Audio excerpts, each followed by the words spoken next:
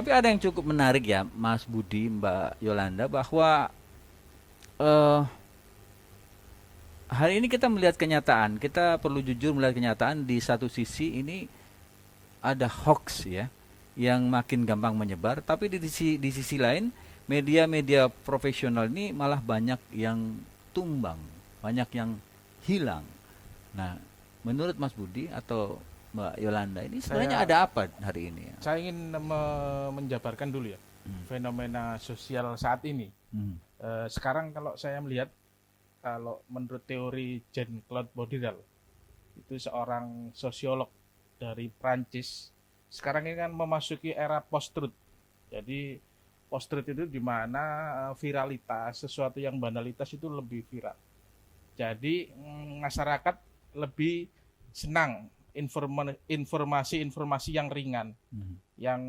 yang banal itu yang ringan, yang receh sifatnya itu, tapi ada di sekitar kita. Dari situ tantangan dari media mainstream itu mungkin ada di bagian itu, ketika media mainstream butuh verifikasi untuk eh, memunculkan produksi berita, tapi media sosial tanpa verifikasi, tanpa harus mengcross check validitas datanya, langsung Hmm. memviralkan itu dan masyarakat menelan mentah-mentah.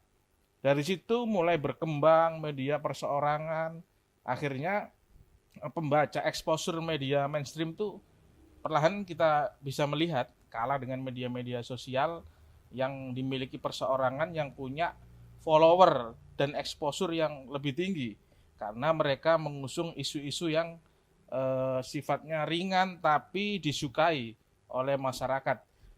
Tapi sayangnya informasi yang diusung media-media sosial itu kan belum tentu Hmm. mengandung kebenaran.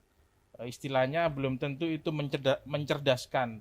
Tantangan bagi media mainstream di alam di alam atau memasuki masa post truth seperti ini, itu bagaimana bisa bertahan dan tetap menyajikan informasi-informasi yang mencerdaskan. Saya kira tantangannya di situ, di tengah Hmm. situasi yang seperti ini.